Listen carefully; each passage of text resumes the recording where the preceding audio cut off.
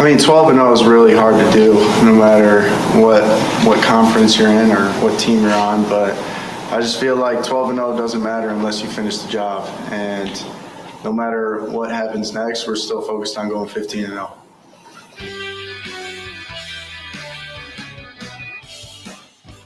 Well, good afternoon, everyone, and welcome in on this Friday. That was Michigan quarterback J.J. McCarthy.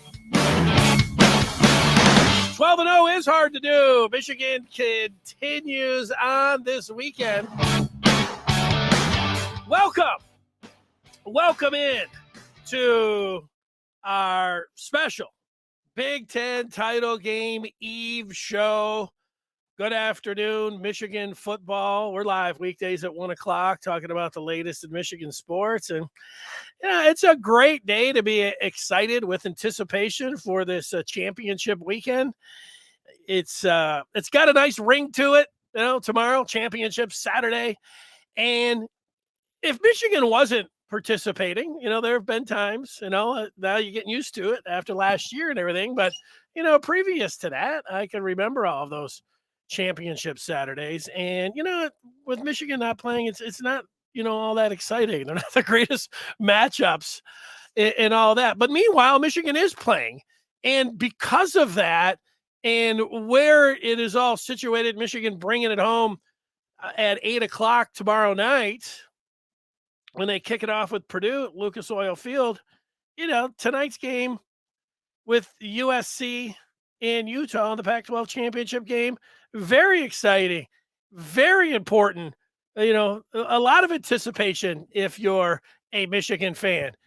Tomorrow at noon, you get things going, and you're rooting for TCU. You just keep it going. You want to see what Georgia looks like. Heck, it's not out of the question. In fact, I think you expect now Michigan is going to be playing Georgia in the championship game. Yeah, a lot of little different things can happen. You got to go out there and win, and got to win another game for that to happen. But it's all right there for Michigan. That's the point. And it's been there since this past Saturday when they put out one of their great performances of all time down in Columbus. And talking about that game still here on a Friday is still feels very very relevant to the football program. Well, you might want to know, we got lots to get to. A lot of times, even during the season, you talk about the game and the matchup and everything that's going on with Michigan all the way through, and you get to a football Friday and everybody's excited about tomorrow, but you sit there on a Friday and you're like, man, we've talked about this matchup. We've gone over the team. We've looked at everything. Let's just, get a prediction and get ready for the games tomorrow. But it's not been the case. There's a lot of things going on with Michigan that we're going to talk about. And let me just tell you about some of those things. First, I want to tell all of you that if you're thinking about you buy the same stuff, for your dad, your brother, your sister, mom, all of that, your relatives and everything, you want something creative. Well, how about this? How about the gift of the Maize and Blue Review this holiday season? Go to michigan.rivals.com, the Maize and Blue Review for the Michigan fan in your life. That's a smart move. Get that going right now. You know everything that's going on with Michigan. Now, today, we'll talk about Blake Corum's status. There's been an update with that on Michigan's MVP. Also, some thoughts on the Big Ten title game tomorrow. Yesterday, we were going to talk about J.J. McCarthy, and we pushed it back today because of the Mazi Smith situation, and we'll touch on that 24 hours on as well. But we are going to connect with the former Michigan head coach, Lloyd Carr, and let's do that right now. Former Michigan head coach Lloyd Carr is with us. Lloyd, how you doing? I'm doing okay, Dennis. No complaints. How about you? Well, I got a lot of complaints, but, nobody wants to hear what I have to complain about, but it's been a lot of fun the way Michigan has played this year. And, you were a part of it this season back in mid-October, the October 15th game against Penn State. You came up and you had a week-long celebration. I saw all the pictures. I saw you down on the field. It was the Lloyd Carr tunnel dedication. Tell me what that weekend was like and what it meant to you. Well, it was, a wonderful weekend or week to be able to celebrate with so many players who came back for our reunion of the '97 team. And, of course, the tunnel naming was something that I want to thank Ward Manuel and the Board of Regents, and but most of all those guys that I coached down through the years. My name is up there because of the way they played the game and the way they represented the University of Michigan. So it was a great week. Was there one part that was more emotional than the other? Like, they pulled the captains got up there. I saw, them take down the banner, and then it had your name there. Or during the game when you had the players come out there, was any particular part more emotional than another part? Well, it was all special, and especially at the tunnel, John Jansen and Eric Mays got up on their ladders. I was scared to death they were going to fall off, but it was great leadership from those two guys for that team. And of course, there's nothing like going down that tunnel and out onto the field, and the welcome that we received when they recognized the '97 team. That was really special. And where did those 25 years go? But it was great fun. Well, I can tell you, it kind of brings it around full circle. 97, you went 12-0, and it just so happened this past Saturday, this Michigan team, for the first time since that 97 team, your team, they went 12-0. I don't know. What do you think? Did you think that this team was special when you saw them back there in mid-October? And I don't know, what do you make of Jim Harbaugh's 2022 team? Well, I think it's what this team did, and especially with the injuries we have. You always have some injuries, but this team was able to outplay a schedule that was set up where Jim took advantage in terms of the way he handled the quarterback situation. I thought was great. I thought the key to the whole season for me came down to the last drive of the Illinois game because everything was on the line, and Jim punted the ball. He trusted his defense there with a couple minutes to go, and he punted the ball away, and his defense came up with a big stop. And then that offense, this McCarthy kid, really, I thought he learned some, and he has confidence coming out of that game because he took his team down under the greatest of pressure, behind. The clock is running, and that team developed. They caught some passes. He just had to leave that game feeling that he was ready to take on all comers, and certainly this last Saturday in Columbus, he showed that. Well, just a minute or two more with former Michigan head coach Lloyd Carr, a Hall of Famer in 2011, 5 Big Ten titles, and Michigan goes for back-to-back titles for the first time since 2003 and 2004. And the all the stuff with 97, undefeated. Corum was in line. If he didn't get injured in that Illinois game, maybe he would have won the Heisman Trophy with a great performance against Ohio State. And then the other thing, you mentioned with the quarterbacks, there was a part in the summer where I hear Jim Harbaugh, he says, I love them both. And I thought, wow, Lloyd Carr, he used to always say he liked him both. And then at the one point, I don't know if he was being criticized or if he was just being asked about the running game. And he said, we're going to run the ball or we're going to die trying. I said, well, this is Lloyd Carr, up there. And I just want to ask you about that aspect, Lloyd. Football's changed over, the last 25 years or 2007, even since you were on the sideline, but you always had to defend throwing the football and used to declare that, you actually liked throwing the ball.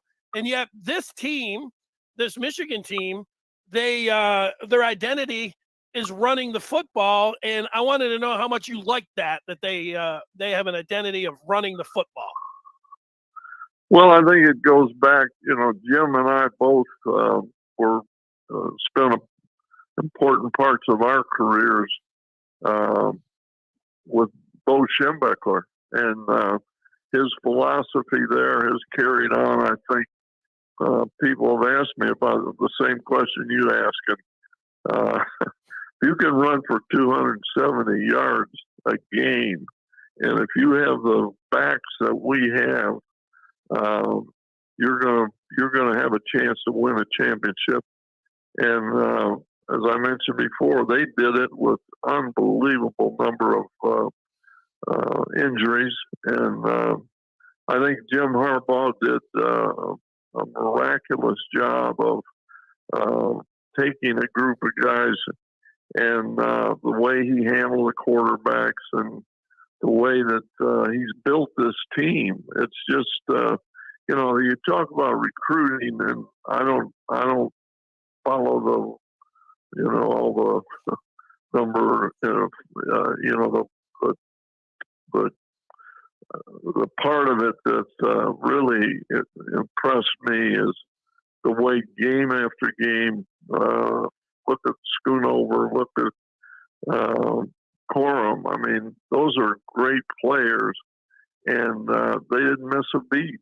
So they're doing a great job of recruiting and recognizing,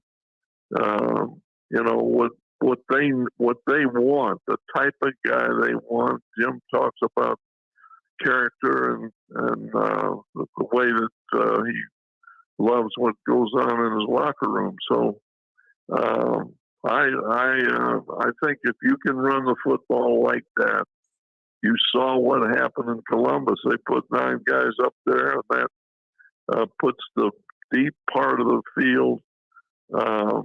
There's only 3 back there as opposed to 4. And when you can do that, the way their game plan going in there, those big play, those big plays kill a defense. They kill your morale, and so I think it's a team for the ages.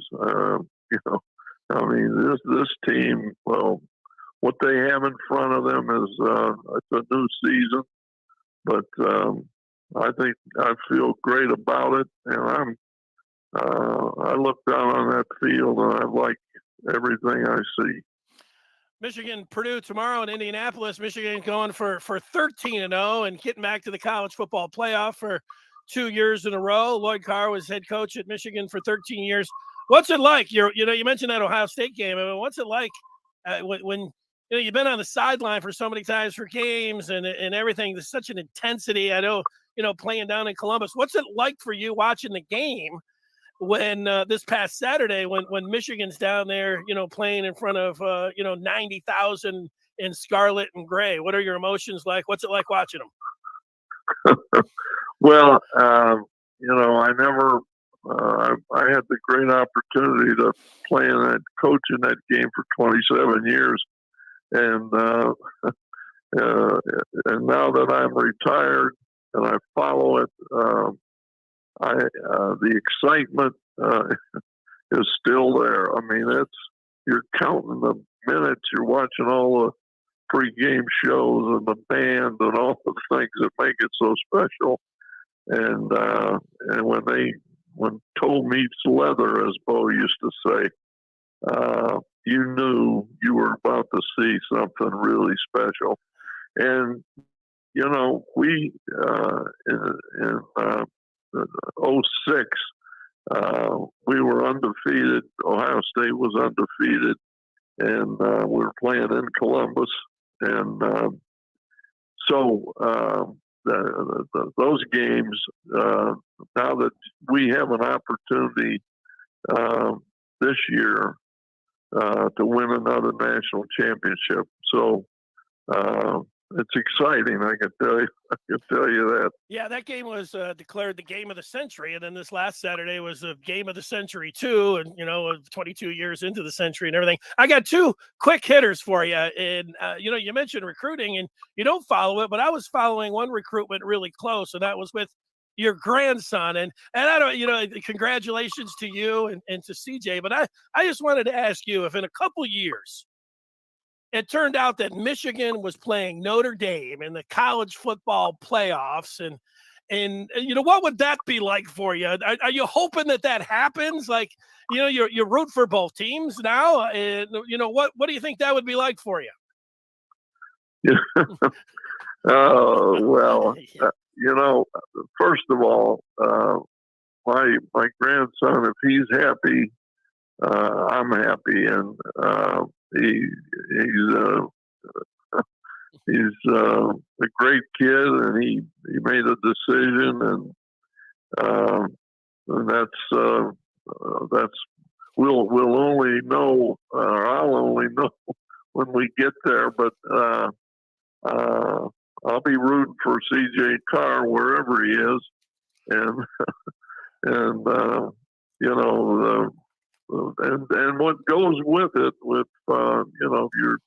he grew up here, and the recruiting process, he went all over the country and had a lot of people in here, and it was not an easy decision in some ways, but he fell in love with the place, and but I'll never cheer against Michigan.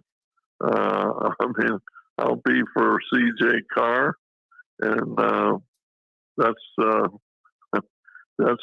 what I know right now. But we'll see. I hope it happens. It'll be great for CJ. It'll be great for you. It'll be great for Michigan. So it'll make a great story. And with that, my final question is: do you have a book coming out? Somebody had told me that you were writing a book. Is that forthcoming? No. No. Okay. All right. No. You can squash that. All right. Yeah. All right. Anything else that you would point out? Charitable endeavors? Anything that Michigan fans listening to you can get involved with, Lloyd?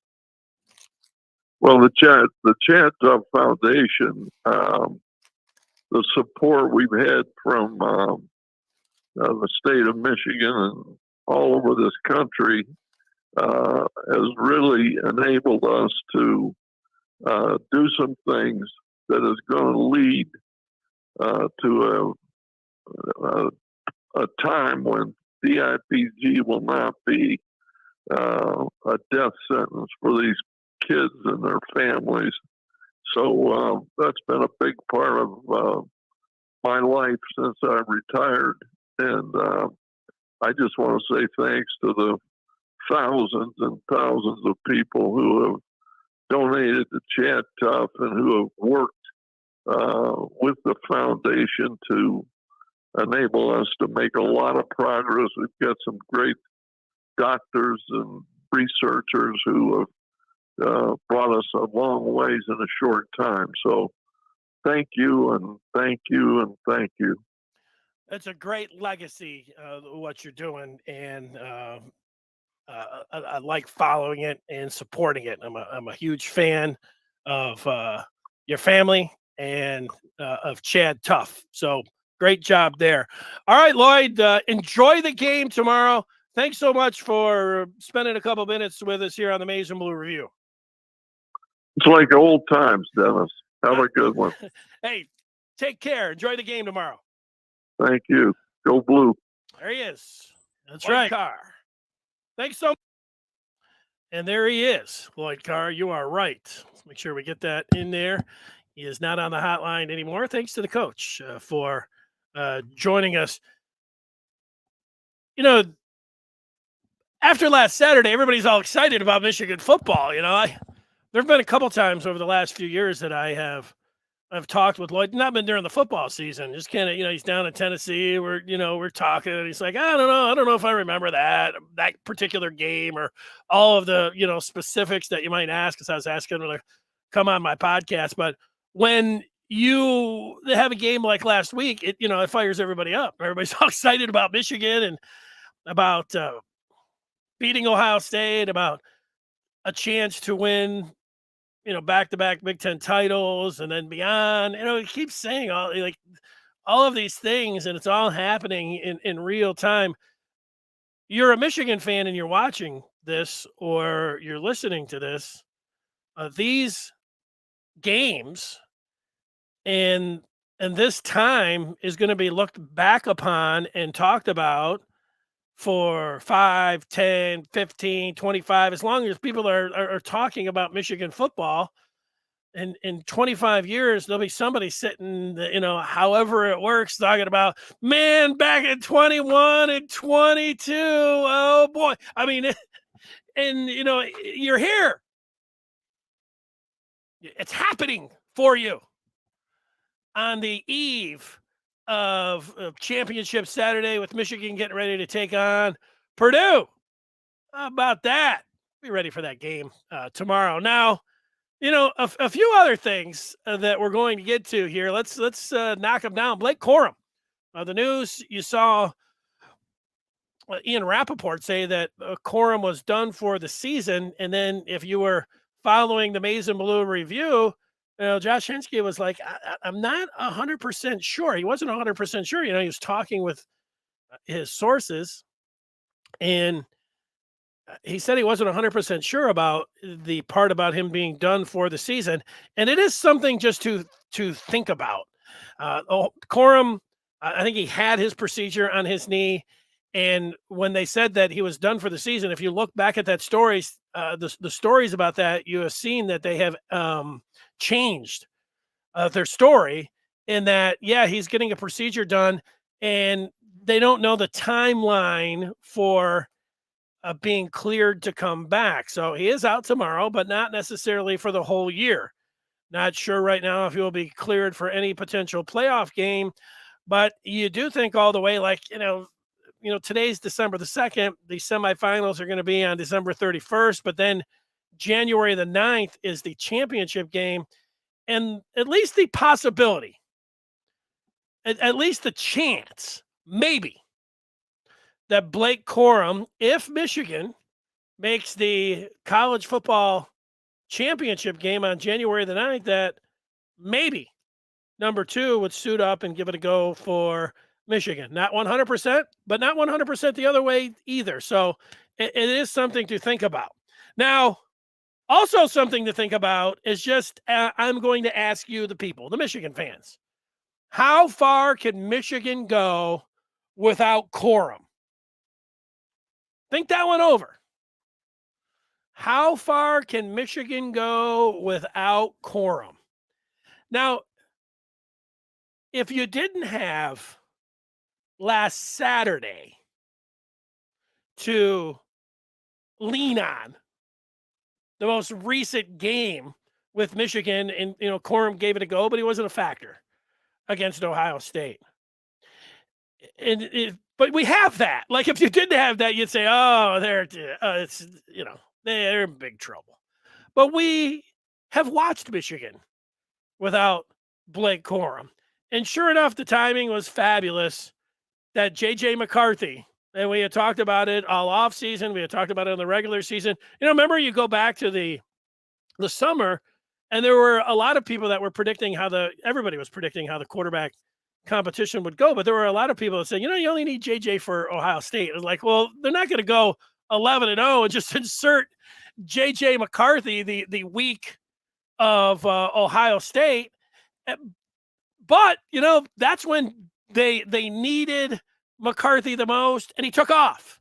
And, Blake Corum was Michigan's MVP. We all can agree on that for the first 10, even 10 and a half games for Michigan. Hell, he ran for 100 yards in the first half against Illinois before he went down with that knee injury. Do I think they can win the game tomorrow without Blake Corum? Yes. Do I think that Michigan can beat TCU in a college football playoff semifinal without Blake Corum? Yes. Do I think Michigan can beat USC? Say TCU loses and USC slides up. Do I think Michigan could beat USC without Blake Corum? Yes. If both TCU and USC loses and Ohio State slides up and it's Michigan, Ohio State, do I think that Michigan on a neutral field in Glendale, Arizona, likely, could beat Ohio State? Yes. They just did it last week. If he played, it was amazing in that game, you'd say, oh man, I don't, but yes. Yes. So then I'm putting Michigan into the championship game. And again, not 100% sure that he would play, but not 100% sure that he wouldn't. Could Michigan beat, and it just seems like Georgia, I don't know, it could be Ohio State. If Ohio State slides up, it has to play Georgia the first. We already been over Ohio State. Could Michigan beat Georgia in a championship game without Blake Corum? Yes. Now, it's not as an emphatic as a yes as those other ones. But the championship game is going to be difficult no matter what. If Michigan had every one of their players, there's a lot of guys that have been banged up, and some of them are out for the season. If they had all of them, a championship game is going to be difficult to win, whoever it is, especially against Georgia. But can they win that game? And my answer is yes. And it's not just like, Michigan. Although that is my answer for everything right now, because Michigan has proven it. And the one thing that I think about that, here's my prediction for tomorrow, by the way. I like the Wolverines to win it and win the Big Ten title tomorrow by double figures, by 12 points, 38-24. That's my prediction. Michigan doesn't need any style points. They don't need to go out there and blast the Boilers off the field to try to say, hey, we need to be in the college football playoff. They're already in. And if they win, they're in. So they don't need to, get to 50, or they just need to win the game. And I think that they will win the game 38-24. But if you just think about the injuries that they've overcome already getting to this point, their backup quarterback, Cade McNamara, led them to the Big Ten title in the college football playoff last year, hurt early on. Huge question mark. Who's going to be the backup quarterback? We don't even know. We don't even know, what would happen over the next, tomorrow or, on New Year's Eve. It was a big-time injury. And it's not as glaring unless something happens to your starter, but that was a big-time injury with Cade McNamara going down. Now their MVP and running back one goes down in the home season finale late in the first half against Illinois. He comes out for a little bit, a series against the Buckeyes, but, now he's out. But Michigan's got Donovan Edwards, who is a hell of a back in his own right. And, he ran for 200 yards. If you didn't know and you had to depend, he showed what he could do. You have known what he could do, but then he actually did it on the road in Columbus, and awesome. Michigan, however you want to put Roman Wilson, who was banged up this year and missed a few games in there. I put him at wide receiver 3. He missed some time. Eric All for Michigan. Missed almost the entire season. That's tight end number 1. Schoolmaker. I should have put tight end number 1 and tight end number 2 because Schoolmaker has missed some games, and then Colston Loveland, or Brock Bowers Jr., as he's been called. Michigan, a tremendous amount of depth at running back, wide receiver, and tight end that they had to overcome this year. Oh, yeah, Trevor Keegan, their left guard, maybe their best offensive lineman. Certainly at times he was playing as their best offensive lineman. You'd say, what about center? What about Timmy? What about Hayes? I mean, good argument to have. I'm just going to say one of the best offensive linemen of the guard. He'd missed a lot of time. And I wasn't sure that he was going to play against Ohio State. And, they had to back him up. Right. Speaking of both left tackle and right tackle, Hayes missed some times. Trente Jones missed almost the entire season over at right tackle, and Carson Barnhart went in for him. That's a lot of depth. Defensive end, Mike Morris, he gave it a go. What did he play? 10, 11 snaps against the Buckeyes? That's Michigan's top defensive lineman or outside linebacker, defensive end. Number 1. They were able to overcome his absence against Ohio State. And now I put defensive tackle number 1 in Mazi Smith. I don't know. I know that Ward Manuel said that he's practicing with the team, but it wouldn't be a huge surprise. I'm going to get to this coming up later, but I'll there is a chance that Mazi Smith doesn't play tomorrow night. Maybe he will, maybe he won't. And they'll have to overcome that. And then at linebacker 2, the Kai Hill Green, a lot of people had him penciled in, but a hamstring, they needed a backup for the majority of the season with Michael Barrett, playing linebacker. That is a lot of injuries to overcome, and yet, they have done that. That's why, I feel pretty good about what Michigan's doing and where they are at. All right, let's take some of the feedback and where we're at right here. That's what we do. Part of what we do. Not all of what we do, but part of what we do. Let me find a spot here and see what people are thinking about with Corum. If I've got it looks like 400, maybe not that many people weighing in. So let's just find a spot and try to get there. Let's just start here. The Gladiator said, let Blake heal. He is a warrior. We showed last Saturday the answer to your question. We go to the Natty in honor of our star, Blake Corum. AJ, I think they can go just as far, maybe in a certain respect. It will force Michigan possibly to open up the offense, making us a little bit more unpredictable and quite possibly more dangerous.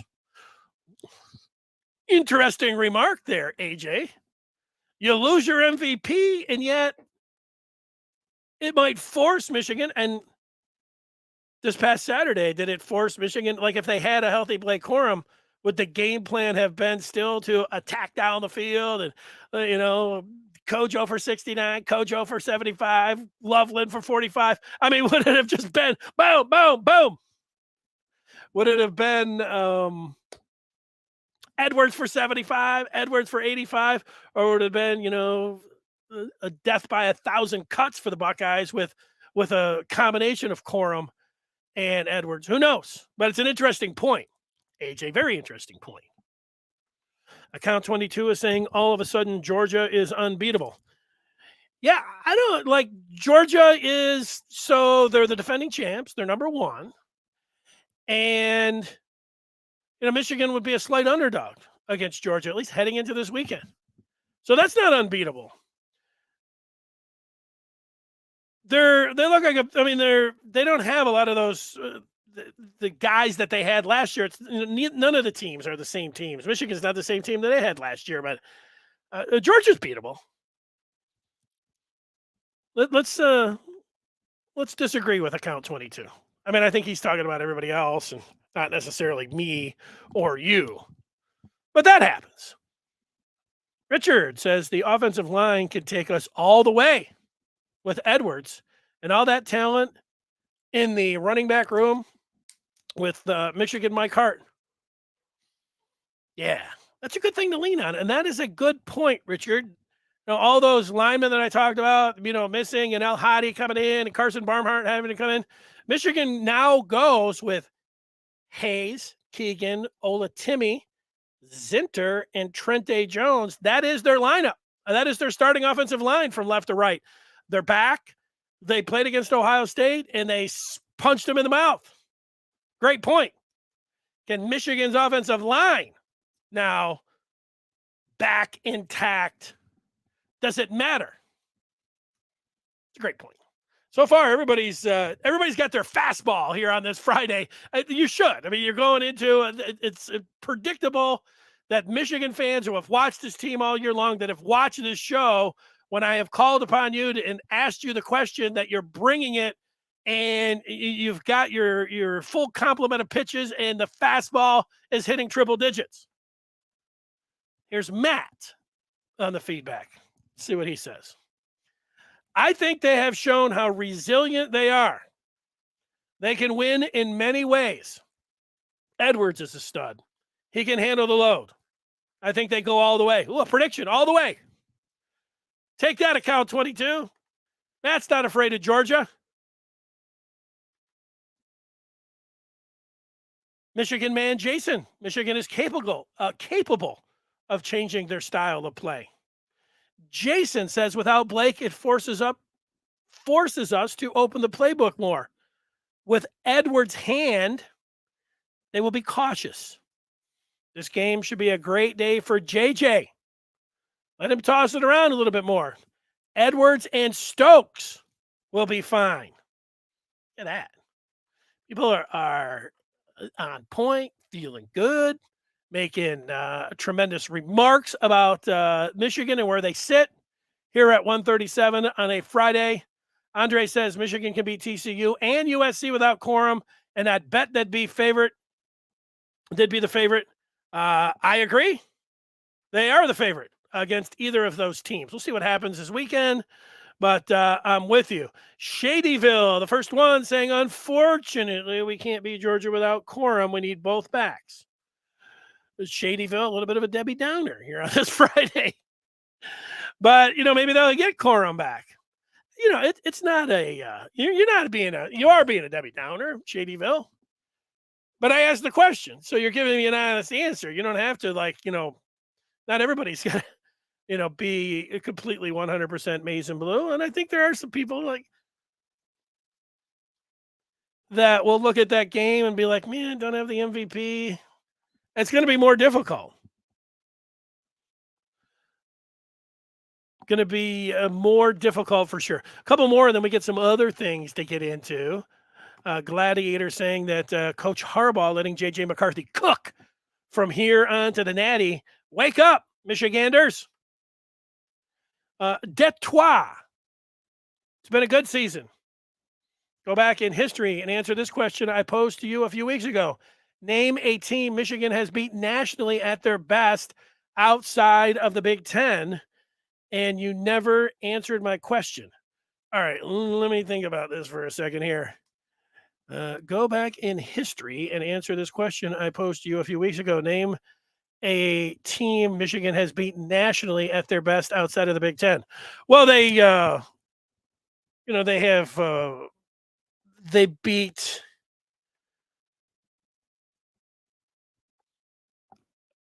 Notre Dame in their championship season recently, going outside of the Big Ten, Florida a couple times. Harbaugh beat Florida his first time out, right?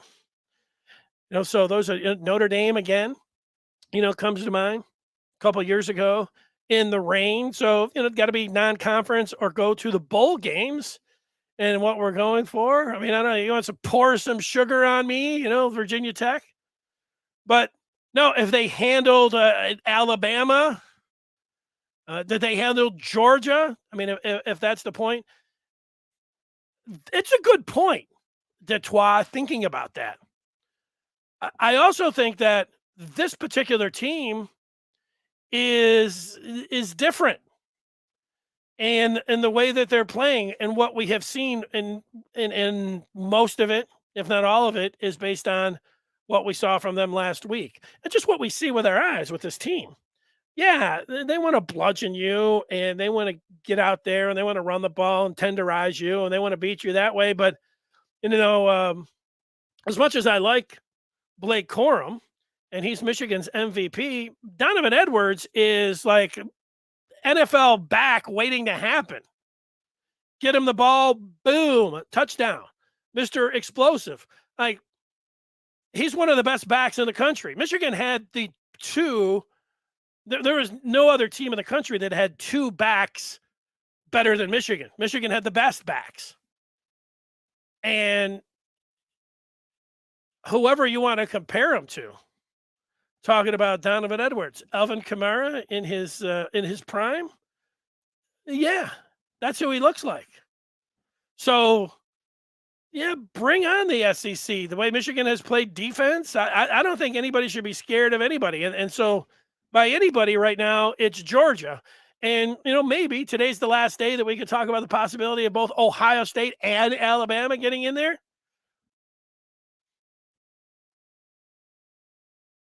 I think that would make it more difficult. But Michigan has positioned themselves where it's a nice path. And sometimes that happens, like a lot of times I don't like comparing basketball and football, but when the brackets come out on Selection Sunday, everybody's like, I like this team, I like that team. And you have to wait to see a team's path. And even though it doesn't always fall the way you think it's going to, you look at it. And right now, I'm telling you that Michigan is presented with an excellent path. And they even have an out tonight and tomorrow. If USC loses tonight, it's okay. Yeah, Ohio State slides in there. I don't want that to happen, but it does. And then Michigan, they can still play TCU if TCU wins tomorrow. They got two shots to have a path of TCU and USC. They're going to be heavily favored against both of those teams. That is, we call it a break. That's a nice path. That's nice. If Michigan had to play a rematch against Ohio State and then Georgia or Alabama, it's going to be tough. Tougher. Not impossible with this team, but tougher. I don't know if that answers your question or not. Detroit Sports. Let's get to JJ McCarthy. How it started, how it's going for JJ. The way that it started was the game one last year against Western. He had that 69-yard touchdown to Dalen Baldwin the field, and we're like, what are we dealing with here? We're dealing with a live wire, great arm, Patrick Mahomes type. And then he showed in different flashes throughout the year when he came in, talking about JJ McCarthy, of why he was so highly touted coming out of high school. He showed a lot, flashes left and right. Even in the Orange Bowl last year when he came in, he whipped that ball in the middle. This NFL throw. Woo, I think right to Eric All. It's like, wow, the hell of a throw. That's why a lot of people were bullish on McCarthy taking over sooner rather than later for Cade McNamara, because he can run and he can throw. And as much as Michigan got pounded for their non-conference schedule, and I thought it was, people had a point. It wasn't like you didn't have to put up blinders like, stop talking about it. It was true. It was a super soft schedule, but Michigan used it. They used it to their advantage for a quarterback competition. They may have used it for their collab with their offensive and defensive coordinators, where they might have went with a Weissmore and a Minterklink collab in those non-conference games to see how the communication and everything would work. I don't really think that, but it's possible. I don't completely rule it out. Like, I think Weiss makes the final call, although there's suggestions and there is collaboration with Moore. And I think Minter is making the call ultimately on the defense. But I do think that Clinkscale is right there with advice and, with some of the play calling. But I don't think it's a Weissmore, Minter Klink through the game. Hey, you call 5 plays, I'll call 3. Come on. But maybe they played around with that a little bit. They could do anything they wanted, was the point in those non-conference games. So I think that answers Detroit's point. And I'm going through JJ. Fabulous in the non-conference. You saw him in the first half against Maryland. The game was going a little fast for him. He was trying to run around and got popped there. The ball was squirting out. I got lucky to recover. I say lucky because the ball, you're lucky if the ball, sometimes you fumble and it's like right there in front of you and you scoop it in and you say, oh, all right. And, you don't put it on the ground. But JJ's fumble in the first half, there's 2 fumbles against Maryland. This ball went shooting down the field. I mean, it was out there live for anybody to jump on. So I think I got lucky that the guys jumped on it. And then even against Iowa, where he had another one, even though he got better, the ball went, trickling back by the goal line. A little bit lucky there that Donovan Edwards came up with it. But he tightened up. He stopped running all around. He didn't take big hits. He learned. Well, he really did evolve since being the starter back in game 2 against Hawaii. He started taking care of the ball. He started stepping out of bounds. But then came the passing game and the lack of being able to get on the same page with his receivers with the deep shots. And it, against even Nebraska, you think, they're going to work on it. Well, they couldn't connect on one. Couldn't connect on one against Rutgers. They tried down the field. It wasn't happening. It wasn't clicking. Then they were pressing in the passing game. And then they were still pressing in the Illinois game with a downfield passing game. It just wasn't happening. I know it was windy, but then it seemed like even the intermediate shots weren't there. It was like, wow, this passing game is a mess. There were a lot of Michigan fans that were like, Michigan needs a passing game coordinator. Matt Weiss or, Weissmore isn't getting it done. I mean, people were having a fit. Michigan was undefeated, and here they sat. But then the Ohio State game happened. And you think like, well, so now everything's fine? Well, they got the receivers, they got the quarterback, and he's got the arm strength, and he had demonstrated, the ability to play the position. It was about hitting a couple to be able to get the confidence to break that seal. Sometimes that happens. Sometimes you get out there and you may shoot 100 3-pointers and you'll miss, 20 in a row. And you're like, I'll be damned. I'm a great 3-point shooter. How am I missing this? But you know what happens? Sometimes you just take a move and you see it go through the bucket. You drive in there and then you shoot the next 3. And what happens? It goes in. And then you think, wait a second. And then the next one goes in. That's what's happening right now with McCarthy. He's a little cold from downtown. But then he filled it up against Ohio State in the biggest pressure cooker that you could possibly have. So, I feel good about the downfield passing game. I feel like McCarthy marrying up his running game and with his arm, I feel like he's one of the best quarterbacks in the country. He took down and outplayed the co-favorite for the Heisman Trophy last week on the road. I mean, everything, all the accolades. And, he's got a good head on his shoulders. He says the right things. I mean, this guy's got it. And he proved it.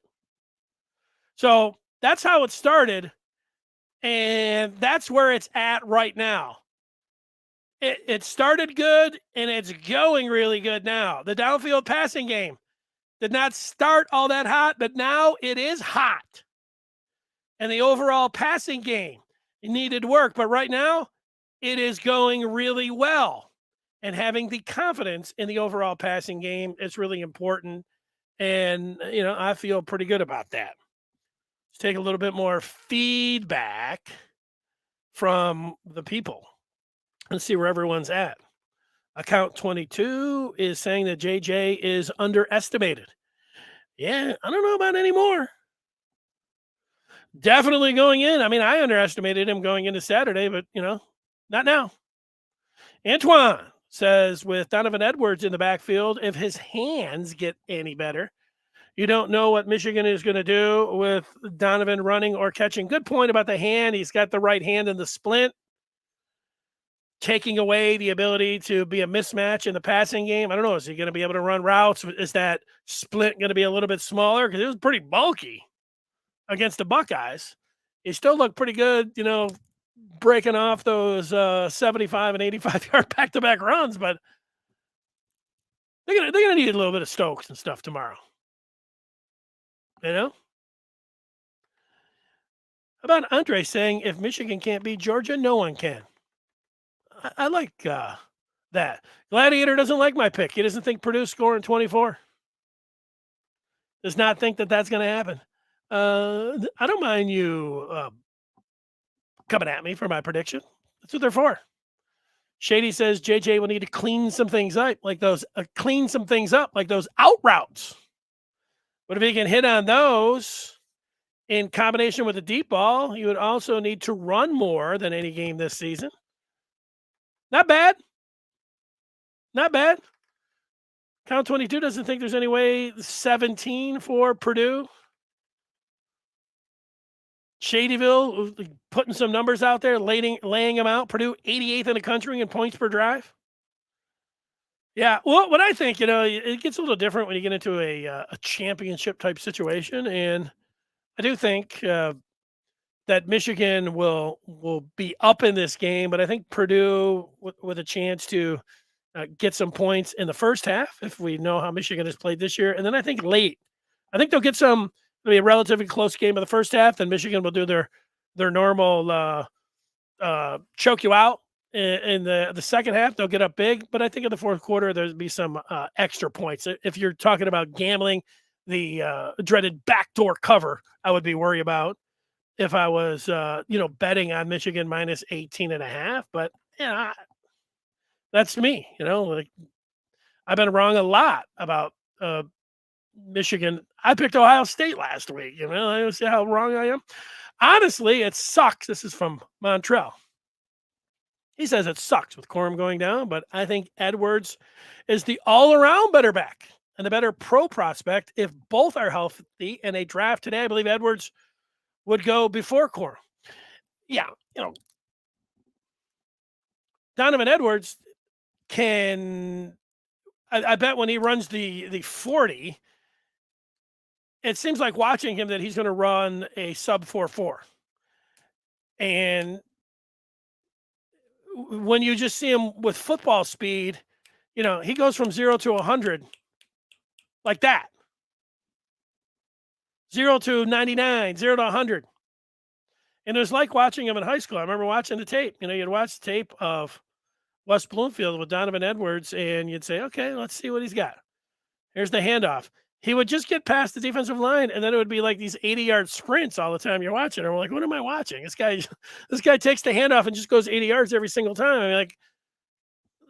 I mean, and I'm not seeing any moves left or right. I'm not seeing. I see a guy get the ball, hit the hole, and he's gone. 90 yards, 70 yards, 80 yards, 90 yards. There's the highlight tape. I'm like, is that what he's going to be able to do in college? Answer. Yes, that is what he's going to do.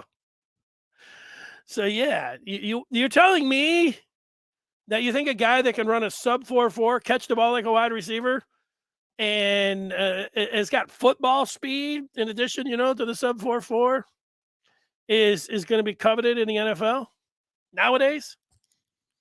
All right. I'm with you. And it's not even taking anything away from Blake Corum because I think that, he's going to do really well in the NFL as well. Look at him. Thing is, Michigan's got two great backs. And that's why it's great to have depth and have guys that can prove it like that. I mean, that's where we're sitting here right now. Okay, I think that I got most of. And here's some questions. Anybody know for sure what Corum surgery is exactly for? Adam, I don't. Something knee. I mean, if I knew exactly what it was, scope or whatever it was, I don't know. But what I am hearing from the publisher of the Maize and Blue Review, Josh Henschke, is that whatever the procedure is, that that Michigan made it known when the report came out yesterday by Rappaport that he was done for the season, that Michigan made sure, like, no, wait a second. January 9th, there's a chance. And that's all. That's it. So maybe if you know enough about the procedures and what it could be, that you could put your own timeline, because if it happened this week and 5 weeks, 6 weeks in there, you can kind of figure it out. But I'm not 100% sure. Not 100% sure where it is. And where probably no truer feedback has been written in today to say, let's just go ahead and beat Purdue and then go from there. Let's just do that. I am skipping ahead. Beat Purdue, and then we'll see. Let's see what happens tonight in the Pac-12. Let's see what happens in the Big 12. Let's see what happens at Lucas Oil Field. And then, we're going to have more of an idea on what's going on.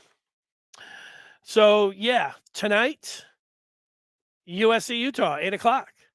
Tomorrow at noon, TCU, Kansas State. Everybody in the country is rooting for Kansas State except Michigan and TCU. There you go, 4 o'clock. You want to watch something? Georgia and LSU. And then everything leads into the main event. Michigan taking on Purdue.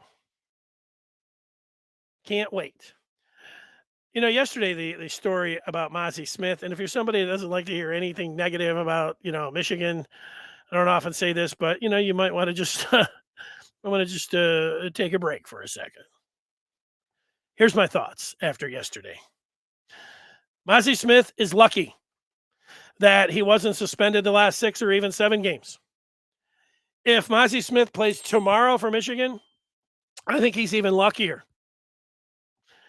When it comes down to firearms, it is your job to know the rules. I know a lot of people are like, procedural, this and that. And I know people, myself, I was, texting with my cousin who, he's a huge advocate of guns. And, he was saying it was a joke, that's a felony and all these things.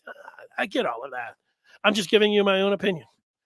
When it comes down to firearms, you need to cross your T's and dot your I's. And you have to know how to transport a gun. You need, when you have a firearm, to know all the rules, and you need to adhere to them. So, all of this, it's not, it's something. And I'll just say, if he plays tomorrow, he's lucky. I don't know about all the other stuff about the time and, this and, I'm just saying he's lucky.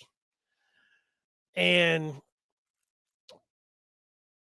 maybe he'll go out there and he'll play for Michigan and they'll win. And, you'll see in the days and weeks ahead that it was, wow, we come to find out this, maybe they should change the terminology. I don't know about any of that.